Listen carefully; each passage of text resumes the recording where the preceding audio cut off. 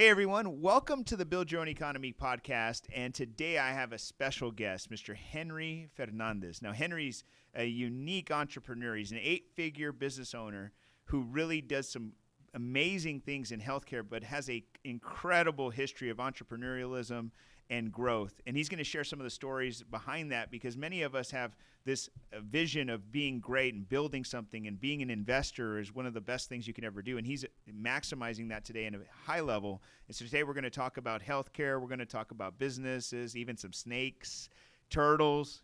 You'll see how this all works. So welcome, Henry, to the show, Mr. Henry Fernandez. See, I'm going to say it in Spanish. See? Yeah, you kind of almost have to say it. Yeah, Fernandez. Fernandez. Fernandez. That's got to be. It's all right. They call me Perez all the time. So welcome, man. Today's going to be an interesting episode. So first off, I guess tell us where you're from. What do you do? I am from San Benito, born in 1973, so that makes me 48 a couple of weeks ago. What I do, as a job, I'm a licensed registered nurse, but I do a lot of other things. RN, dude. Yeah. So RN, and this is going to be interesting, guys. So if you're watching this today, I want you to pay attention, because this is going to be an interesting story, because a lot of people go to school, get a degree like in nursing, and they go get a job and they figure things out. And Henry took a different approach, which is kind of unique to everyone. So if you're a nurse or a business owner and you're thinking, I got to think differently, let's talk about this. So you went to school and got it. Well, let's tell us your upbringing, because you're an entrepreneur today, and I want to know a little bit about how that happened, and then we'll tell them what you really do. Well, we were talking about this earlier. Basically, as a kid, I always liked money. I just wanted to have it. I didn't necessarily want to spend it. I just liked having it. Oh. And I just would always try to figure out how I could get it. I did chores. My dad would give me money, and I remember having a little roll of money, and I thought, oh, this is so cool. I have a lot of money, right? It was probably $50 in ones. But yeah. One year, I think in about the third grade, we lived in a small frame home, no air conditioning, so we were outside 100% of the time until it got dark, just because it was hotter inside the house than it was outside. We lived across the street from a drainage canal, and one summer I went down in there, and a turtle had 15 little baby soft-shell turtles. Well, I scooped all those up. I had them in a little... You stole the babies? Yeah, I know. That. I know. That does sound pretty bad, right? Well, I had them as pets, and then I started taking one or two to school, and I started selling them for $5. So that seems like a lot of money, by the way. Yeah, $5. Kids would always have lunch money or whatever, something where they'd bring money from home because they had allowances, or they were cutting grass or whatever they were doing. But I found myself with, I sold 10 and I had $50. So that was my first. That's a hell of a story. How old were you at this point? I was around the third grade, which was 8 or 9 or 10. I don't know. What did you do with the 50? I kept it. Really? Yeah. I don't recall what I spent it on. But you were a saver? I was a saver. Really? Yeah. Interesting. I think my dad drove that into me. What did your dad do? My dad's retired from Southwestern Bell. Okay, so he was working with a telephone company all his life. And yeah. By the way, that generation, I have an uncle who's also retired, and that generation was good savers. Yeah. They figured it out. I don't know how they did it. They never had a lot of money, but they always figured a way to save. Yeah, my dad, that little frame home was paid off, and he saved up money in his retirement account, and he pulled some money out and built a nice brick home. But I was 18 at the time, so I didn't benefit from that nice home. But I learned from him, as far as making sure to save money. But of course, things change. Companies don't have great retirements or benefits for when you're not anymore exiting the company anymore. Nothing. So saving now is bad. Yeah. So of course, you need to save for a rainy day, but accumulating a bunch of cash is just not good. It's not good. It's very hard to do, to be honest with you. The way inflation, everything's come up. I mean, people trying to save money, it's really better investing it, because you can't save anymore. And you never have any. I noticed everybody that we work with in our tax companies, a lot of them make a ton of money, and it's hard to save it because expenses have increased so much. Mm-hmm. It's crazy. So at 18 years old, you left the house, I'm assuming? I left the house for school. My dad wanted me to go to college. Where'd you go? Southwest Texas, which is now Texas State. So that's San Marcos. San Marcos. That's a party school, isn't it? Yeah, it is, which was... He sent you to the wrong school? Well, that's the school I picked because because my buddy wanted to go there, and we were going to room together. And then at the last minute, he backed out, so I went by myself. Really? And And it just what you said, it's a party school. I came back the first semester with no grades. That sounds about right. So you didn't stay there? Is that what you're saying? My dad said, I'm not paying for you. And I came home, got a job.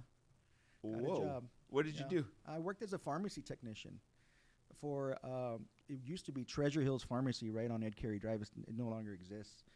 And from there, a pharmacist from the hospital came in one day to cover for the owner of the pharmacy, and she told me, hey, there's a great opportunity at the hospital for pharmacy technicians. Are you interested? So I took a night job there, and then the pharmacy hired LVNs to enter doctors' physician orders. So I said, man, I could do this. So I applied with another girl that I knew, and she got in. We both got in, and at the last minute, I backed out. I said, I don't want to be a nurse. That's not, you know what I mean? Interesting. I didn't want to do it. So the whole year went by, and she graduated and came back to the pharmacy and was filled up one of those positions, was making $13 an hour, which was a lot back then. Oh, yeah, for sure, because that's a lot still today. Yeah, 1993. So I said, dang, I should have just done it and been, making this extra money instead of, pushing a cart with meds and filling, I was a pharmacy tech at night. And so I went back and I did it. And I became an LVN from Valley Baptist Medical Center. They trained you there. They have their own LVN school, which is a 1-year program. It's a wow. certification. So it's just a cert. I didn't know that. That's because I know they have something still today. They do, but it's like more robust. I think sounds like it was pretty fast. No, the LVN program is about a 1-year program. Really? Yeah. That's cool. Yeah. So that gives you the license to basically do anything the RN does. It's just, there's just as far as skills wise, it's double the pay. Yeah. So at that time, I thought, I finished and I was making, I was lucky. I was able to get another job doing pediatric healthcare, which was taking care of one kid in the home. So that was back in 1996. Oh, you were one of those guys that went to, because I've seen that before. You went to their house and you actually kind of stayed with the child. Yeah, 8, which 10, is pretty 12 hours, one patient. That sounds like very tough work, by the way. It can be because sometimes you're just there and you're isolated, but it's good if you're going to school. You might, trying to catch up on some reading because there is some downtime, or especially if you work nights. The patient or the kid, the child is asleep and on a ventilator, and you're just monitoring them. So you got to read. So it's interesting. So that was my very first nursing job, taking care of a pediatric patient in the home. Did you get close to this kid? Yeah, of course. Yeah. I mean, did somebody do you still know, is this child still? My very first patient eventually passed, after a few years. But I had already moved on to another agency. But that's where the pediatric nursing care started. And, we're going to move forward to now. I own a pediatric nursing and therapy But company. You got inspired there. I got inspired. But what happened was I started making money and I started spending too much money. So I got into debt, a lot of debt. Okay. I bought new cars. You forgot about the savings. Yes. Okay. Yeah, because your pay just went through the roof, right? Right. And then you walk into a store, no interest for 12 months. Let me get the sofa, let me get the TV, let me get the washer and dryer. Let me go get a brand new truck. And then I decided hey, I need to go back to school, and I didn't have any money. I didn't have any money. I didn't qualify for financial aid or anything like that. So a friend of mine talked to me one day about the Army and the college fund and the GI Bill. No way. Yeah. Okay. So I was making around $65,000 a year. That's pretty good. In 1997. That's pretty good money, by the way. Oh. I think they still make that. Yeah. What's that? They still make that. They still make that, yeah. So that means you were making a ton of money. I was working a lot of overtime. But you were making a ton of money because that dollar was stretched pretty far in that day. Yeah. And to be honest, I used to go into my CPA's office and think oh shit, I'm making $65,000 a year. I probably make more money than shit. Yeah. And what a way to think. But I honestly thought that I was making more money than anybody I knew at that time. Well, you probably were, because if you think about it, teachers at probably that time were making $30,000. Yeah, that's what they were making. And so you were making twice as much as an educator. I mean, not to discredit them. I'm just saying, if they went to school for 4 years and they followed the trend, and you're making double that, and you went to 1 year. 1 year, yeah. But don't get me wrong. I was working, 12 hours. I was working probably 50 to sometimes 60 hours a week because I wanted the money. Yeah. I was making that. So, and it's doable, and that's that's kind of what they make now. But they without make the more. without the overtime. Yeah, without the overtime. So how did that go? You said you said the military. Is that what you Yeah. said? So at 24, I joined active duty Army because I had a program for LVNs that jumped in pay grade a few steps. So I didn't have to be down in the. So you enlisted just to get a pay raise? No, to get the college fund. Got it. I got a $50,000 college fund. Okay. And I was just going to do 3 years and get out and go back to school. Okay. And use the college fund and finish my studies for. You were leveraging it. Okay. Yeah. Well, 2 years went by, and at the 1 year ETS mark, meaning that's when you're going to exit, they approach you and they say, "Hey, we want you to stay. What do you want?" And I just asked them, I want a $10,000 bonus, and I want to be stationed in Hawaii in the hospital. That's what I told them. 2 days later, they come back. Here's your offer, $10,000, and you got a position for you in Hawaii. Okay, I didn't know all this. This is pretty interesting, dude. So I took it. Went to Hawaii. We were there for 4 years. My son was born there, and it was a great time. For me. So you took your wife and everything with you. I didn't know you had married at this time. What time? When did you get married? I got married at 19, right before I finished. Oh, LVN okay. School. That was my previous marriage. Okay. So we took the offer, and we moved to Hawaii. Moved to Hawaii for 4 years. For 4 years. Yeah. But you were getting your education at this time too. When you're on active duty, you can take all your any kind of courses, and they're free. They're all paid for. Yeah. So I was taking all the courses I needed to take, and then decided to go ahead and exit because the 9/11 happened while I was in Hawaii. Oh. And, we're always getting. They were always preparing us to go. Like, hey, you're on the list, and every time we'd be packed up, and someone would bump me. So it happened to me 3 times. And I said, you know what? Now my son is born. I don't want to, Yeah, you don't want to go. You're not risking your life at this point. Right. Yeah. So then we decided to come back, and we came back, and I immediately applied for RN school, got in, and finished. And that was in 2007 that I finished. And you went to UTPA or UTRGB? It was UT Brownsville at the time. Okay, cool. And so you get your degree, and you said, okay, I got to do something bigger with this thing now? Yeah, so the entire time that I was in the military, there was always these pediatric agencies around. And you know me, I was always trying to make more money, right? Yeah. So I kept a side job during those 7 years taking care of pediatric patients in the home. So see, it's never ended for me. So when I got out and I finished RN school, I got an offer to manage a company. It was a bigger company out of San Antonio, and they had a branch down here. I got an offer to manage a company, and I took it. It was like a case manager job. Yeah. So basically, I'd be in charge of making sure that all of the nurses are doing what they're supposed to do with their Documenting. Yeah.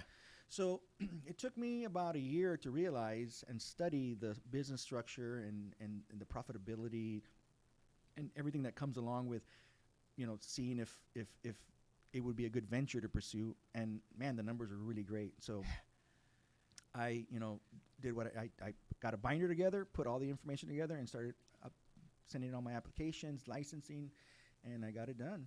And so while you were working there?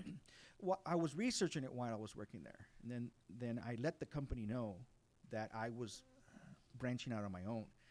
And I learned a big lesson that day when I told them, because they brought me in, and it's something that we discussed a few weeks ago. They brought me in and offered ownership of their company if I would, cancel and shut down the business that I was about to start. And I learned, and it's funny because we just talked about this.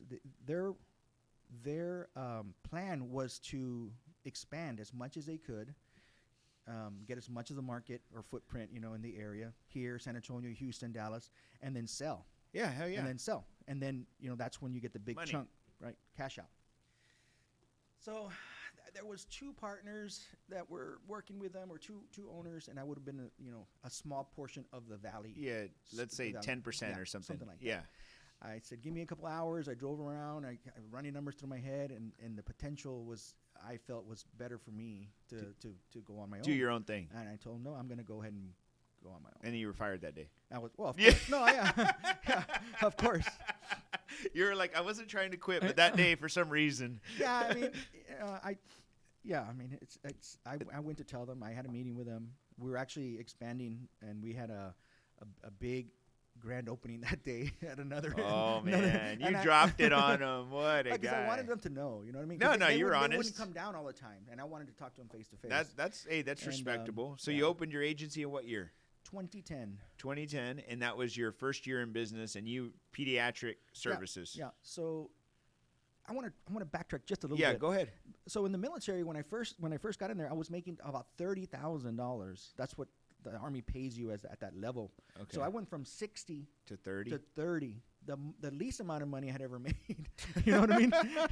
And I was still in debt, and we were still in debt. We were still paying loans off. We had newer cars, and that's when the second year in Texas. The second year in Texas, that's my first duty station before I went to Hawaii. I decided that I was going to get out of debt. So I talked to my wife at the time, and I said we got to stop spending money, and if we spend it, we're gonna pay off the bill in full every month, which is A credit card paid off. Sold the Mustang that we had, sold the Toyota truck that we had. We got a little SUV, and then I got into a $900. This is a good story. I love telling the story. Geo Metro, little 3-cylinder, didn't have air conditioning. My buddy. I know what you're talking about, the 2-door, right? The 2-door. Yeah, I know what you're Geo. talking And I think I still have pictures of it. But my buddy was selling it because he was getting shipped out to go somewhere else, and I didn't even pay for it. You know what? I gave him a Cannondale bike. Cannondale. Yeah, like a nice bicycle. Real nice. It was $1,000. See what I was spending my money on before? You were buying bicycles, so you traded a bicycle for a car. For a car. And he took that bicycle, and he went to Hawaii a year before me, and I drove that car for a year. And during that year, we paid down our debt to zero. That we had about $25,000 to $30,000 in debt. We paid out all of the debt down to zero. Wow. Yeah. So what made you make that decision, by the way, to I got to do this? What was the turning point? I'm trying to think if I had a turning point, but something. I was just tired of not having any money at the end of the month. One day, I'm sure you got inside the house and something just hit you. Something, yeah. And during those times in the military, I have so many more stories. You can share anything you want. We're having a good time here. We're having a good time. All the way back to the turtle thing. But while I was in LVN, I had a little company called Windshield Medic. I was always trying to do something. You were really doing all these things? I was doing windshield crack repair. I bought a kit, charged $20. I was, always trying to see what could make me money, or what side hustle is going to hit big for me. Dude.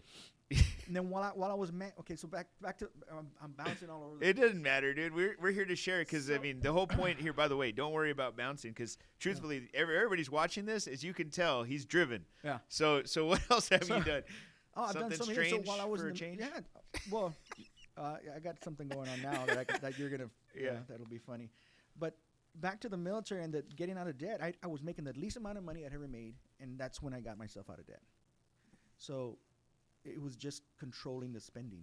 That's what it is, And I think a big part of it is to make sure that your partner is on track with you, because you can be saving all the money, but if you got somebody that's just spending all the money, then it's really, really tough. By the way, that's a very good point because, I'm not saying that there's a lot of those disalignments. I think what it is that the partners rarely have the same goal. Mm-hmm. And that's a problem in relationships. I see that with a lot of our tax clients. Like we talk to the husband and wife couple, and one of them wants to make $100 million, and the other one wants to spend $100 million. Yeah. And it's not usually a wife or male or female. It's typically one of them, or one doesn't even care that there's $1 million, and the other one is just like, but I want to be real big. I want to do this, and so those disalignments I think hurt a lot of relationships, especially in finances. Oh yeah, definitely, definitely. So you want to keep going with my Yeah, story? what you got, man? What else did you do? So during when I was in Hawaii for 4 years, I continued to do stuff and multi-level marketing. MLM. What did you sell? Herbalife or what? Herbalife. I was. Yeah, I knew it. Yeah, I was a huge distributor. I was like I was in the world team. So you're familiar with Jim Rohn? Yeah, of course. Oh, okay. Yeah. That's my boy. Yeah. So I was like really huge. There was another MLM, noni juice. It's a plant or fruit that grows in Hawaii. I never really got too much into that, but I learned a lot. And people, and I think others have said this, MLMs have a bad rap. They do. Right? but their business structure and their educational structure and the information they provide you, it's so good. It's so good. If you just follow the process, even if you bail out, lose the $500 that you sent or whatever, it was worth the money. The education. And that's where I picked up Rich Dad, Poor Dad, Cash Flow Quadrant, all those books. Did you know that book was really a shitty book? Nobody bought it until somebody from Amway. One person in Amway found that book at a car wash. And they took it to a meeting, introduced them, and said, "Hey, I read this book called Rich Dad, Poor Dad. We should check this out." And then it took off like a brush fire. It's a really good book. Oh yeah. So I've actually met Kiyosaki, and I know the lady that wrote the book with him. Her name is Sharon Lecter, and they have an interesting story. Like that book, if you didn't know this, the book was never even meant to be a book. It was actually the guide to playing the cash flow quadrant. He wrote that as the guide. And then it was like, oh, this is a good book. And that's how they sold it, by the way. I've actually just ordered some of the cash flow quadrant games this week to give to gifts. That's good. I've always wanted to purchase them. I just never did. There's a lot of things you always want to do. You just don't man. I mean, it's a cool concept. So, anyways, go on. The problem with that is that you can make money selling the product if you're good at it. Back then it was 2002. Okay. And Herbalife, it didn't come over here. It didn't come to the Valley until later. But anyway, the way to win and the way to make money there is to get others to, other distributors under you. That's what you do. If you can train people and you're multiplying yourself. But I never really got the concept of doing that, so I was just retail. You were a salesman. Retail, but I was making an extra $2,000 or $3,000 a month doing it. So I got tired of it because you're doing the work. You know what I mean? So the mentality needs to change, and it finally changed when I got back to the Valley. And I said, look, I can do this business and multiply myself 10, 15, 20-fold, and have 10, 20, 30 nurses doing what I do good at, I provide good care, and to this day, I think we have 150 nurses working for us. I have 250 employees.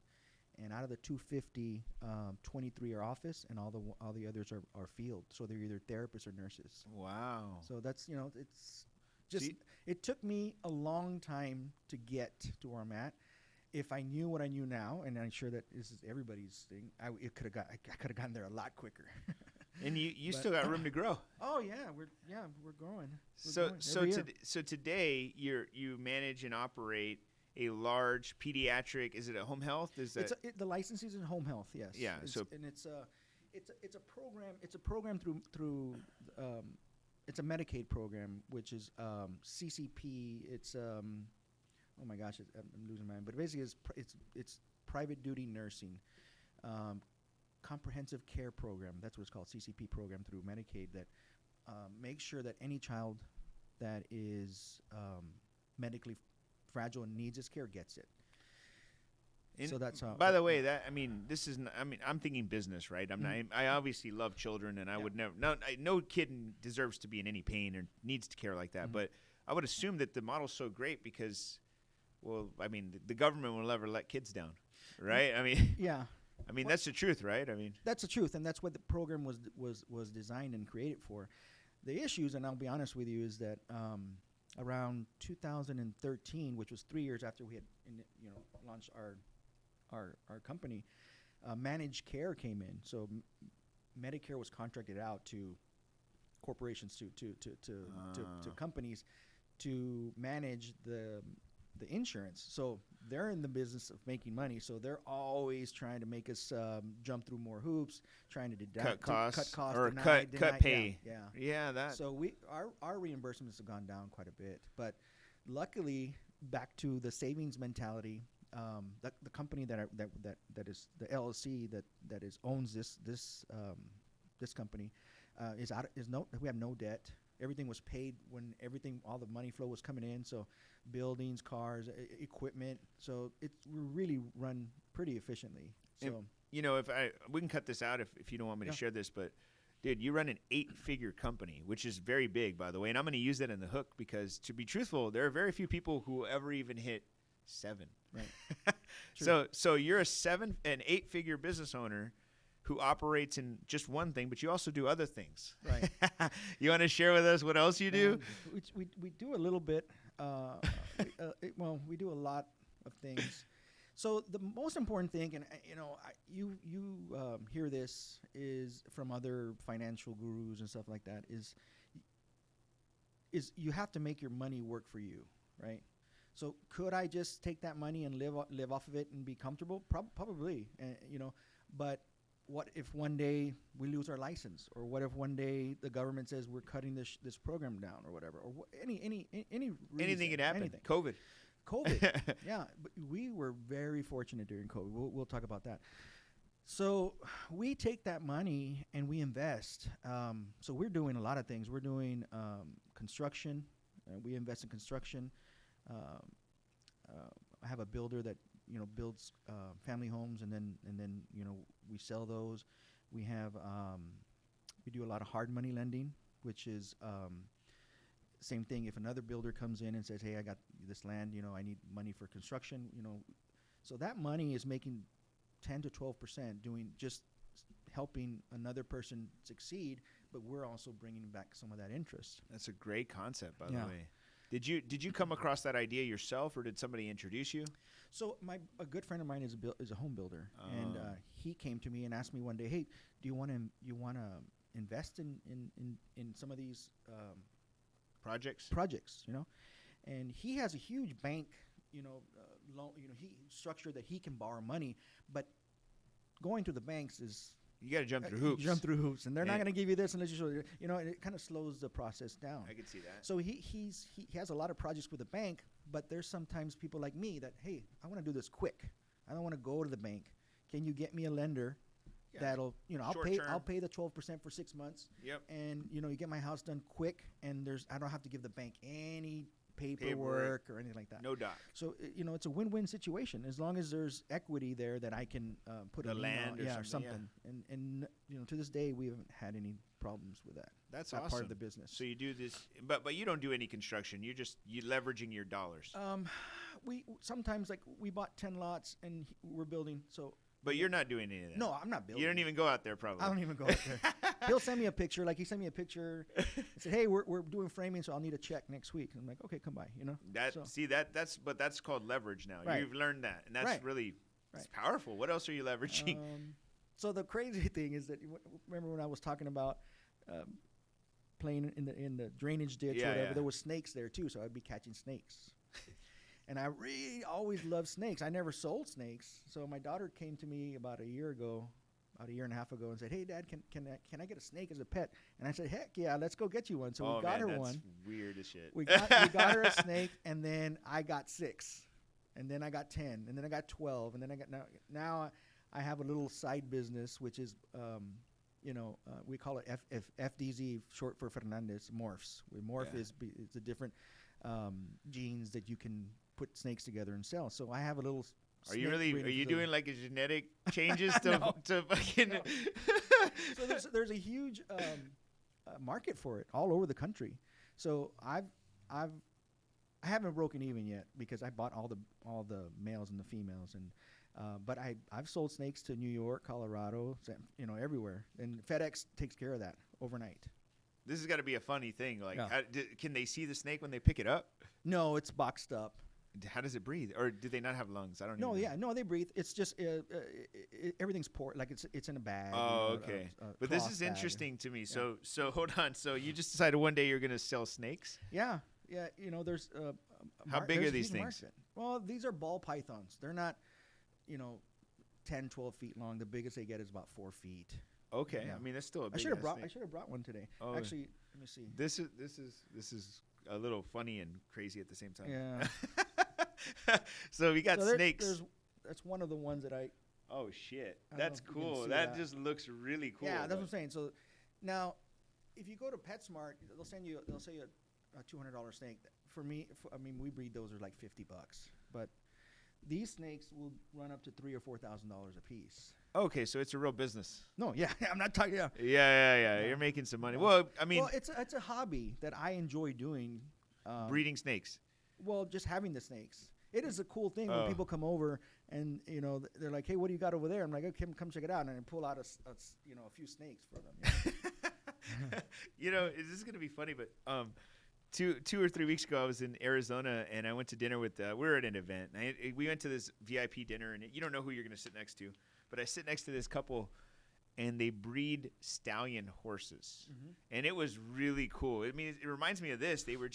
They have male and female. They only have like 3 stallions and like 200 mare, and they breed them, and they sell them at auction. And I mean, he said the biggest he's ever gotten was $1 million for a horse. There you go. $1 million. And I was like, really? He goes, yeah, man. They could buy up to $30 million if it's a good breed. Yeah. And I'm like, but then he started telling me how he actually makes the horses, and I'm like, oh, yeah. Like there's a lot of work to yeah. this, and I'm like, whoa, man, this is crazy. But we're anyways, it's interesting because you're saying the same concept as same thing, yeah. Just it's. I mean, there's got to be a passion for having horses, or and I like having the snakes, and I like doing what I'm at home.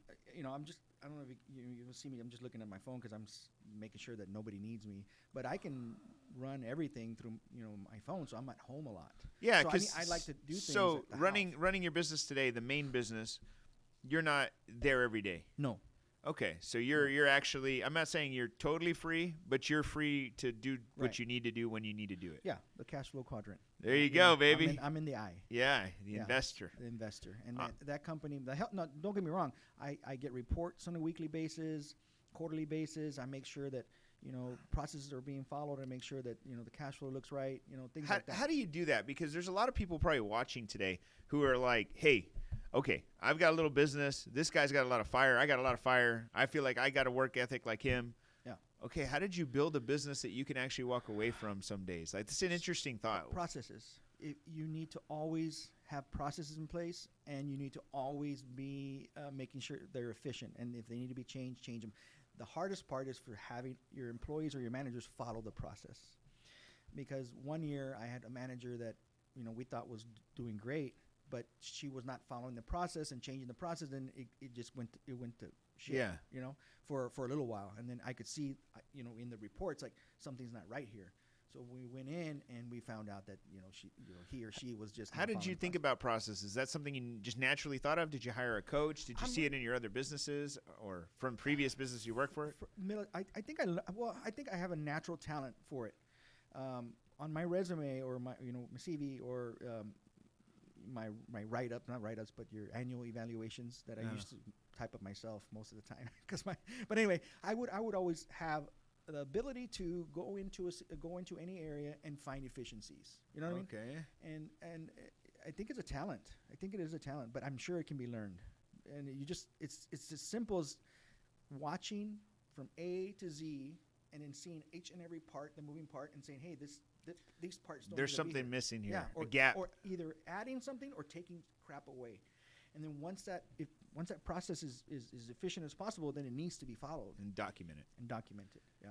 And so today you can walk away, or not extremely walk away, because I know what you do every day, which is just manage and monitor. Right. And that's from a distance, which is pretty cool, man. Yeah, it is nice. So let's kind of transition here, because I want to get to know a little bit about kind of your tax history, because this is going to be funny, because I want to know, when was the first year that you got kicked in the nuts the hardest? And you were like, whoa, this is not cool. Because I know everybody aspires to make money. Yeah. But when you make money, then you get hit. And you're like, so this is what it feels like. When was that? How long ago was that? Probably about 5 years ago, right in the middle.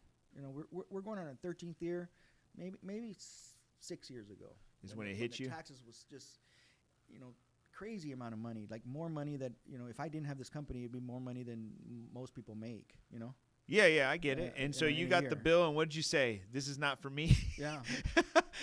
Yeah. It's sad that it took me this long to find you, or not to find you, but to really take action to say, you know what, this is enough. So I did it. I just got. You got buried and eaten alive for 5 years. Really? 5 or 6 years, just paying it. And why did you just pay it? Did you not think there was? My CPA said, "Well, this is just the way it is." This is the way it is. Yeah, one year we had a plan of creating an entity that was an insurance company that I owned, like a captive. It's called a Is that, captive. yeah. Yeah. So he brought that to me, That's pretty good. and I was almost there, and then and this is something that we should talk about, which is I had a fear. I had a fear that business was going to, go down, or I was going to have enough revenue to fund this entity, and I stopped it. It was probably a bad choice that I made because, the way it was explained is that you own the insurance company, so you're paying the premiums. Yep. But, so anyway, it's You're self-insured is what you do. Yeah, it's a good thing. It is a strategy, and it does work. Yeah. Obviously, you have to have the right mechanics, and actually businesses, unless they're doing more than in which you were at the time, I'm assuming it's usually about 3 to 5 million is where the sweet spot is, and then it gets better as you get more in revenue. So Yeah. you probably still could do it. Yeah. So you basically for like 5 years you just wrote the checks. Yeah. Wrote the checks. And man, imagine how much money you. Well, yeah. I mean, you start learning things and you get taught. And that's so I turned 49 a few weeks ago, and I've been doing. I think I opened the business 37 when I was 37. So we've been 13 years or so. We've been doing this business, but I've always been in something. But until a year ago, you find out that hey, there's tax. The tax code is there for you to use, and if you use it a certain way, you don't, instead of paying all of it into taxes, you put it into entities and just keep doing that every year, and it's a huge way. Along the lines of that, because I know your story and we work together, you've now started several other companies to start making more money and obviously leveraging. Can you tell us some of those, what you're doing? Well. Let's say the solar one. Okay, I'm sorry. Yeah. Yeah. He's got so many. He's gonna pull out a Rolodex. Hold on. Shit. It's funny because I keep looking at my phone because it's it right here. It says solar. I'm like, I don't know. So yeah, I'm always looking. I'm always looking for and business opportunities, investments. As long as it works for me and the numbers work. A lot of times I get people that come to me and they have the idea, but they don't have any idea what the numbers are. So that's not that's the ROI is not there, or even the expenses aren't there. They just know they have an idea. They have an idea, right? Ideas are shit. They can be because if you bring me an idea, I can make it work, but I don't want to do the work. That's damn right. I don't have the time to do the work to make your idea successful. I have the funds and the knowledge to help it get there, but I cannot be working 40 hours a week on this new entity that you From don't the ground up. You don't know how sense. much is bringing in or how much is going out. So a good friend of mine, a high school buddy of mine, came to me and he pitched the solar thing. I said, okay, well, let's find out what the numbers are. So it took a while because he didn't know the numbers, but he knew that there was good numbers in there. So I said, okay, well, I need to know the numbers. So we found out what the wholesale cost, what it would cost to install, everything. So there's a very good return. So we opened up Synergy Solar Services LLC, and it took us about 30 days, and my initial investment was recouped. Damn. So now we're every time we install something, it's just an extra, some money. money, yeah, which is really good. Now we just need to expand it. You need to amplify that. Yes. Which is interesting. By the way, the industry that you're getting into in the solar, and the reason I wanted to reference it is because in the tax side, that is so hot right now. I mean, the ability for a customer to get a 30% deduction, or actually it's not even a deduction, a 30% credit, which for everybody who's watching, the difference between a deduction lowers from taxable income. So if you have $100,000, you get a $20,000 deduction. That's just $80,000 taxable. But a credit goes against your liability. So if you owed $100,000, you go $30,000 off. It's like, that's killer. And for people who are trying to get into solar, that is one of the things I think it's a great selling point for the right audience, right? They have to qualify for those things. But golly, it's such a and the government just keeps on giving more incentives to it. Right. So I think it's a great play. I think most people would think it's oversaturated. I think it's not even been touched. It's not even been scratched. Yeah. I got a drone a couple weeks ago, and I've been flying it around my house, and like you said, it's not even scratched. There's you could go down. I mean, the neighborhood I live in, homes. I think I only see like 2. And there's probably 100 homes in my neighborhood, and there's 2. And I'm thinking, man. Now, one of the things, just because I want to talk about this, like solar to me, for a while was kind of unaffordable because it didn't make sense for the kilowatt. Now that the kilowatts are going to the roof, Exactly. it's starting to make a lot more sense. It's starting to make me think about it. I'll tell you that. Yeah. I didn't think Well, about it. I'll tell you a little secret, and this is gold nuggets here that I'm throwing out. When a solar company comes to your house, they assume that you can't afford to pay cash, which is fine. Most people can't pay cash for a system, but they assume that you don't have any other way to get credit to buy a solar system. So what's happening is they're going through third-party companies and to get a 2.9% or 3% loan for 20 years to fund the project. Well, the problem is those third-party companies are charging a 35% origination fee. Damn, is that even legal? I'm assuming it is. It is. I mean, they can charge whatever they want. And as long as you're willing to pay it, right? And you're signing the paperwork. So if you have a retirement plan or if you have liquidity in your home or if you can get yourself a loan, you can negotiate that price down to save 30% of the cost. So just to be clear, everyone, from $100,000, if they quoted you $100,000, you're saying 35,000 of that, if you're using their financing, right. If you're using is a fee. It's not even. So my solar company sells it to you for 100. I only get 65. Yeah. And they acquire a loan or from a debt, third party. But they're getting that line. They have a debt that is owed to the third party. Yeah. Yeah, it's $100,000 loan, right. But 35,000 of that loan is not. It doesn't even go to equipment. It doesn't go to fees for your services. I only get 65. So I could easily sell it to you for 65. Yeah. If you've had your own funding. Yeah, and that's what I, tell people. Border Patrol agents, teachers, they got their retirements. If you're going to do this, don't use this financing, is what you're saying, because it's killing you. It's you could save 30, at least 30 for sure, off of the cost of it. That is insane. Yeah. Insane. Yeah. So, by the way, that 30% is equivalent to the tax credit, by the way. Yeah. So that's why they're probably doing it. They're probably they get saying the tax credit on 100. No, but no, I get it. But that's what they're saying. So we'll charge 30% origination because you're going to get 30% on the taxes anyway. So it's like a wash. Yeah. But it's not a wash. No, it's not a wash because you're losing 30 grand. That's a lot of money. So it is very affordable if you do it this way. Yeah. I mean, this is something I've been thinking about, but again, it's a weird decision for me. I have a love-hate relationship with things. So. From a tax perspective, what do you think about now? Like every business you're doing, are you just thinking tax first, tax middle, or last? Like, what's your thoughts every time you middle? I think middle. Okay. I mean, I've come to realize that taxes is inevitable. You can't get. I mean, you can get around it, but which we're working on, right? Yeah. But I just want to see cash flow. Multiple streams of cash flow, like starting this solar thing. That's an extra stream. Well, I have to worry about the taxes after the fact. But I mean, we talked about strategies, so we'll follow those. And this year you use real estate as a heavy strategy, right? We talked about that when we first met. And so, what is your strategy right now? Just acquire as much as you can. Yeah. How many properties did you acquire this year? 36 doors, which was 2 large properties. 1.8. I think it was.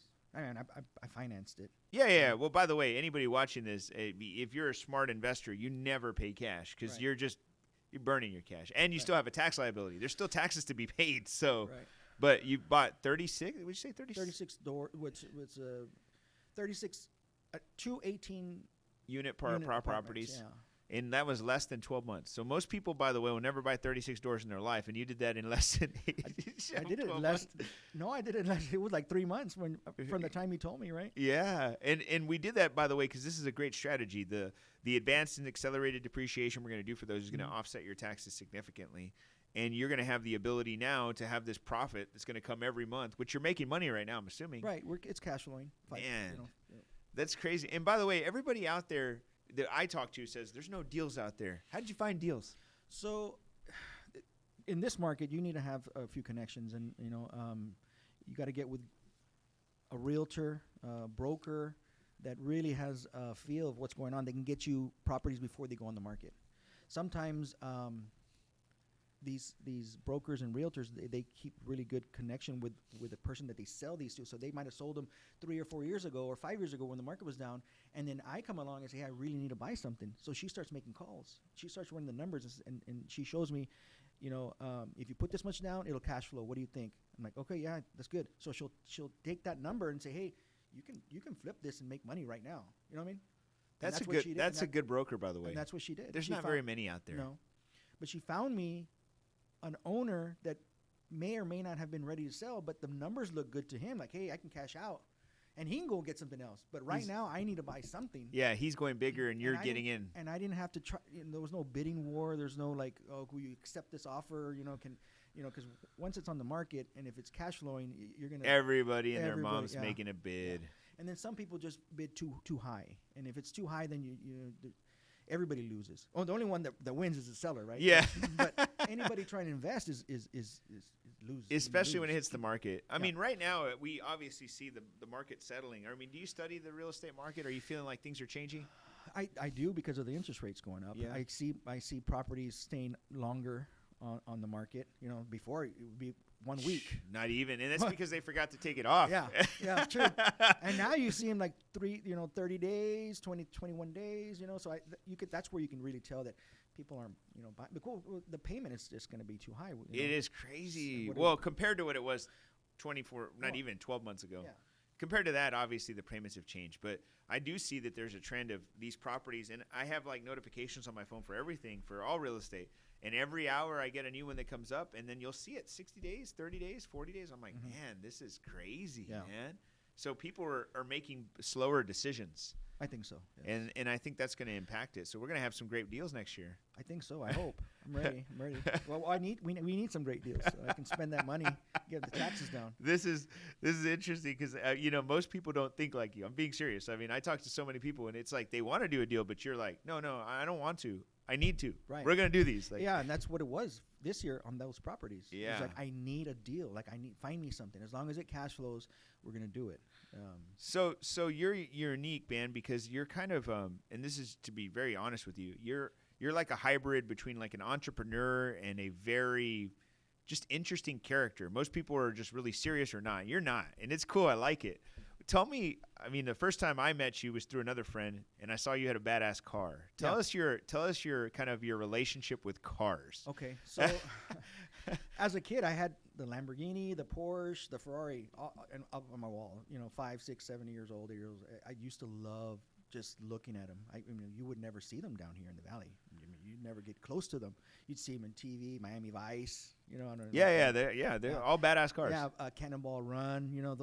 Those movies were so. I just loved them because of the cars. So, I'll tell you a story about something my dad told me one time, and it was not to be mean to me. It was just to make sure that you're gonna save basically. You know? So he told me one day, he's like, he saw the Lamborghini on the wall, and I think it said something like, you'll be lucky if you can afford the steering wheel on one of those cars. Well, yeah, he was just letting you know. Yeah, stay humble and make sure that you know. So I've owned a lot of. I mean, I don't keep them all because it's almost like a side business too. So I make sure to purchase something that is actually go up in value. A numbered series car, which is limited production that has a number.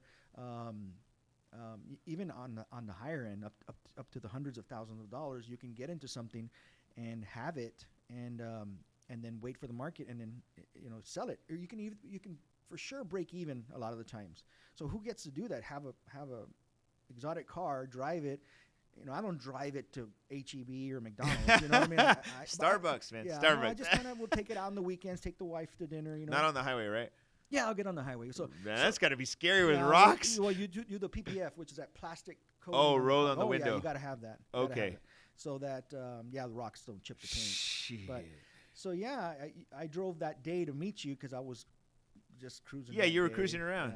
Yeah, but so tell me some of the cars that you've had, and what do you got now too? Start with what's your coolest cars. The McLaren 765, which was LT. That was one of the higher end cars that I had ever purchased. Purchased it, kept it for 6 months, put 2,000, 3,000 miles on it, and sold it for $65,000 more than I bought it. Wow. Yeah. What year was that? It was a 2022. But when did you do that? Oh, that was this past year. Well, no, it was a 2022, but I got it at the end of 2021. So this was less than a year. Yeah. Oh, yeah, less than a year. Really? Yeah. And since then, I currently have a Huracan Speciale, and these cars have 5,000 miles on them, and I might put 1,000 or 2 miles on them, just depending on how long I keep it, and then I can break even on that one. I don't think I'll make because the market was high when I bought it. Yeah, you bought it at the top, but it's okay. I mean, you lose 10 grand or 20 grand. It's for using a car for a year or two. It's not. Yeah. It's not. Most people will spend that on their truck. Yeah. That's true. I mean, that's what's happening. Yeah, there's $100,000 trucks out there, diesel trucks now. I mean, they're expensive. Yeah. So from you also do racing though. Tell us about your race car. I always love speed. My dad knows that. I've always liked to go fast. I have a Porsche that I built up, and it's got about 1,400 horsepower to the wheels on that sucker. Yeah, we do. I like to do half-mile events. So it's use two cars sitting still at the start line. The flag goes down, and you go as fast as you can to get to the half-mile mark. And on that car, I've done 204 miles per hour. And you're driving this. And I'm driving. Yeah. Aren't you scared at all? It happens so fast. Yeah, it happens. It's just you don't even get time to be scared. Yeah, it happens so fast. I mean, talk about half a mile from start. I mean, just straight though. Just straight. Not a turn. No. It's just a straight. I've done the track stuff. I mean, I just never got into that. I just like going. That seems a little more scary to me. The turning like that, going around the track at 180 miles an hour. I'm like, oh shit. Yeah. That's a little scary, but the straight might not be so bad. It's not bad. I mean, I have full safety. I mean, suit. It's helmet. not a street car, is basically what you're saying. Yeah. You couldn't take it on the street. You could. Yeah, you could. Have you? Yeah. So, how long have you had that car, by the way? I've had that car for 4 years. That one I'm keeping because it's my race. Is it like an older car and you just fixed it up, or was it brand new? No, it had 8,000 miles when I got it. It only has 10,000 miles on it now. And you really souped the shit out of it. Yeah, I kind of messed up. This is not the first time I do it. I had a Nissan GTR. It's also kind of semi-exotic car, but I did that same thing. Built up the motor, the transmission, and I was like, oh, it's too much, and I got rid of it. Yeah. And I got back into it with the Porsche, and now I'm like, oh, maybe it's too much again. So we'll see what happens. But there's different levels. Back then I didn't have what I have now. So now I can keep that car. I have a trailer to tow it. I have a truck, or Did you ever take, when you bought that, let's say the first exotic car, did you take it to your dad's house and let him see it? And then he said, I've taken him in rides before, and he enjoys it. No, but about the steering wheel. Oh no. I brought it up to him before. It's just a fun story. No, I get it, but it's like, look, Dad, I work real hard, so I could show you. Here's the wheel. I think that was a driving point. I always wanted to make my dad proud. And, just never felt, and I still to this day, sometimes I have to tell myself, okay, this is enough. This is enough. But I can't. I mean, I'd like to, get a call and say, hey, what do you think about this deal? Or, hey, I got a realtor in the Upper Valley that gets me good deals, like on those hard money lendings, or sometimes it's not hard money lending. It's an actual loan for 3 years or whatever. Bridge loans. And stuff. Bridge loans, and 12%. And with a 3% origination fee. So I go over there, lend the money, I get 3% back right away, and then 12% earnings on the money. It's really good. I'd love to get those calls. I mean, how great is that? Because you're leaving your money, make money, and a lot of people. Well, and actually, this is interesting because a lot of people will take their portfolio of money and they'll put it in the market and they'll let that grow over time, which is good. Mm-hmm. And if the market's good, it's like, it's not like this way. Yeah. But in your case, hard money. Yeah. I mean, you're rarely going to lose, and you're getting 12%. 12%. Plus the origination fee, so you're probably at like 18. Yeah. If you really do the factoring. So, I mean, I think this is cute. This is really cool because if a viewer's watching this and they are thinking that the traditional way to make money is, put it in the market, it's not that, or just to buy real estate. And by the way, let's talk on that real quick because do you plan on getting rich off of real estate? Like rich cash flow? Off of real estate. Like cash flow right now? Right now, I think this 50-50. One is for tax. Yeah. Reduce the tax liability. 2 is to set up cash flow of $20,000 a month or whatever it is, maybe 20, 30. I feel like the way I've always been trying to set things up for myself and my family is to say, okay, if this entity fails, I got this entity that's bringing in this much money. If this entity fails, I got this other little side business bringing in money to make sure that we survive. At this point, I really don't. I don't think any of them. I mean, none of them are doing bad. They're all doing good. Now, don't get me wrong. We have ventured out into different businesses and lost a lot of money. I don't. We can talk about that. Well, give me one. Give me one that you really lost your ass and you're pissed off about. Well, I was trying to encompass all the services for our clients, our patients. So, what do our patients need? They need nursing. They need therapy. They need medical equipment, and they need drugs. Right, pharmacy. So those are the main things. So I got 2 of them. I was trying to get into medical equipment. Somebody came to me and pitched it, right? And you thought it was a great idea. And I thought it's a great idea. We can really drive revenue up. We can drive get more patients in. Another 8 figures. Yeah, I thought it was a good deal. This is where I was telling you that they came to me and didn't know anything about the numbers. That's where you learned your lesson. And that's where I learned my lesson. So they took. And so. How did they start, or what happened? Well, they wanted high salaries for one, right, to come over. Could my current healthcare business float that? Yes, we can. You know what I mean? So high salaries to start, partnership percentage of the company, which was fine. You know, it's not a big deal. And then the money wasn't coming in. The money wasn't coming in, and the patient flow wasn't coming in. So I'm like, hey, I'm not getting anything return. So I started investigating, going through all the paperwork and everything, and I found some discrepancies. So we had a meeting. During that meeting, I found that the 2 guys, my partners, along with another manager from my current business, were opening their own home health together. While I'm paying them all salary to do work for me, they were getting together to open up a competing business. You know what I mean? Not for the medical equipment, but actual your main business. Yeah. That is so fucked up. So by the time that happened, we had dumped in $450,000, including medical, rentals, salary. You know what I mean? So that's a huge loss. Dude, huge loss. Did you want to whoop their ass? Yeah, of course. You didn't though, because you're still here. Yeah, but you thought about it. It got heated, you know. But man, it was a big slap in the face. So that's a very different situation than other entities. Like we tried to do provider services, which was for adults. Yeah. Meaning, like, you know, take care of people. Go to cook breakfast or whatever. We set everything up. We started going there, and then the numbers were just, the profit margin was so low. You know what I mean? That's so funny. And I actually had a client a few years ago.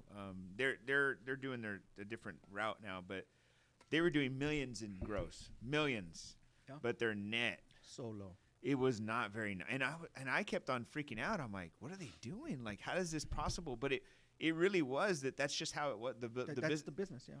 So I was thinking the only way I didn't want to be rude, but I was like, the only way this is going to work is if you did like $40 million. I mean, that's when you're going to be making. It's a numbers game. And that just seemed like it was just so hard. And that's okay. So, I mean, that little money is good for a lot of people. I get it, but they had hundreds of people to manage. Exactly. And I'm like, and as me, I'm looking for efficiencies. I'm like, there's no efficiencies I can find here. And I had my people at my office where I make this much profit working on another entity that was making this much profit. I'm like, no, I need you to focus on it's not worth it anymore. So that's interesting. So I cut that out. You know, that's another business basically that I started that didn't go good, you know.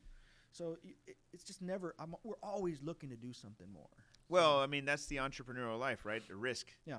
And but imagine if I wasn't there to oversee everything, and we continued down that path, and then my higher revenue business starts to go down, and nobody's there to say, hey, we got to chop this off. Well, that's the problem with most entrepreneurs, though, is that they go from one business success and they do another one hoping that it'll work, and they kill this one because they lacked attention and revenue starts.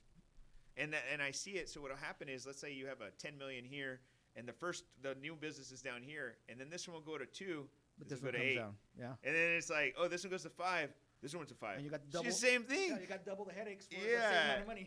everybody I know does it, and I'm like, golly, it's because we all want something new and interesting. Right. The one thing I've learned now in business that from everybody I study, focus on one thing and just do it really well. Now, yours is a little different because you're being an investor. Mm-hmm. Most people don't get that. They want to be an operator. Right. And you're like, I don't want to operate shit. Yeah, they're in the quadrant above. Yeah. I want to be an investor. Yeah. And that's a different animal. So anybody who's watching this, the reason we're talking about this is all his things he's doing is because he's an investor in most of these.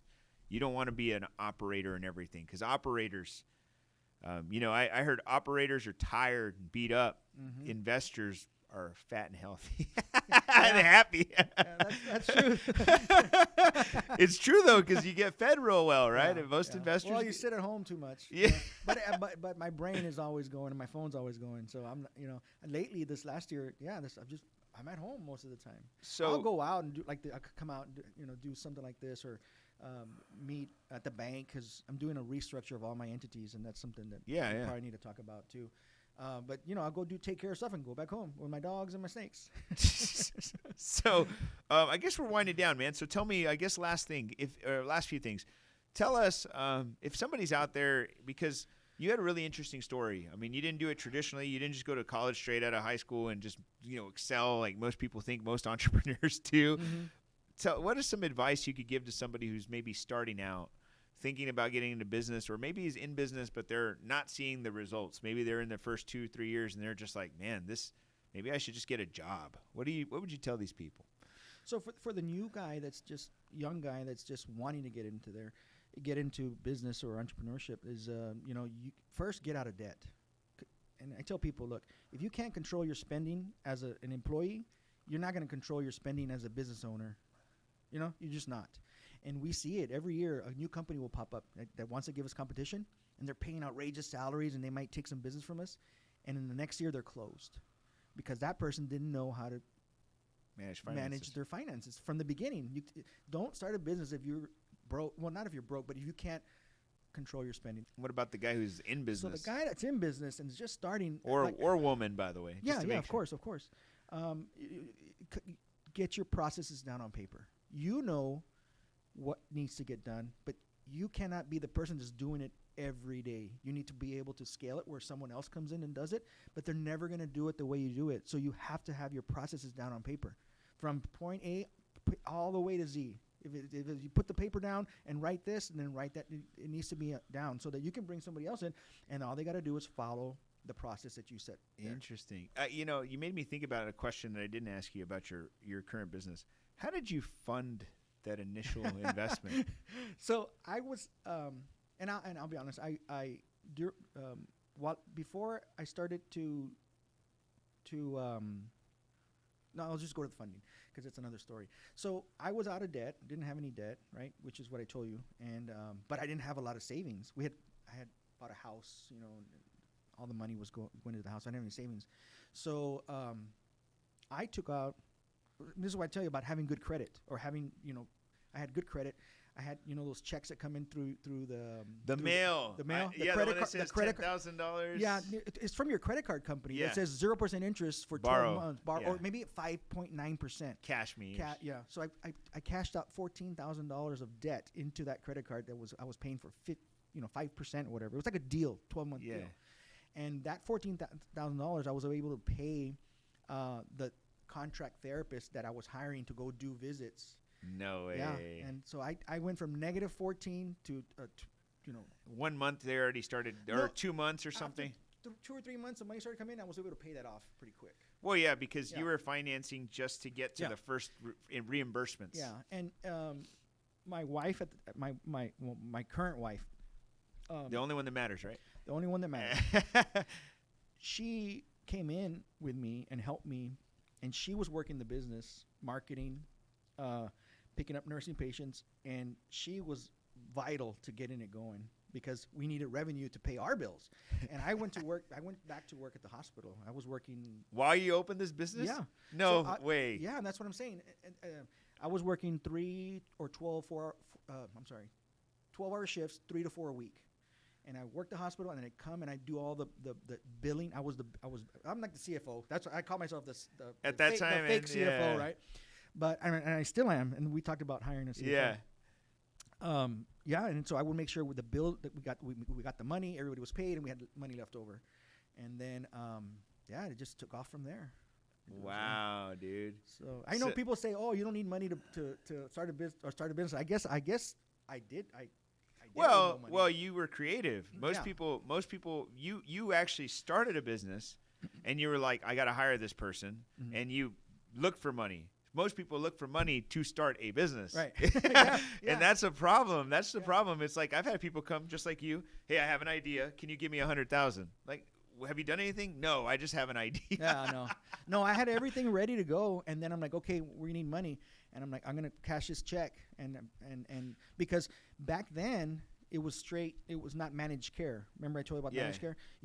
Whatever you would bill the first week, you could get paid the next week. It was that quick, the turnaround. Oh, so now they verify and check. Now it takes 60, 90 days to get a check in. So by the way, that eliminates a lot of competition, right? It does. Because, that helps you in some respect. Because now they're not cash flow positive in less 6 months. Yeah.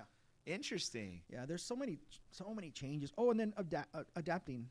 You always have to be changing. Whatever process you have today may need to change tomorrow, and it needs to be quick, because if you wait too long to change the process and you lose money, then it's just.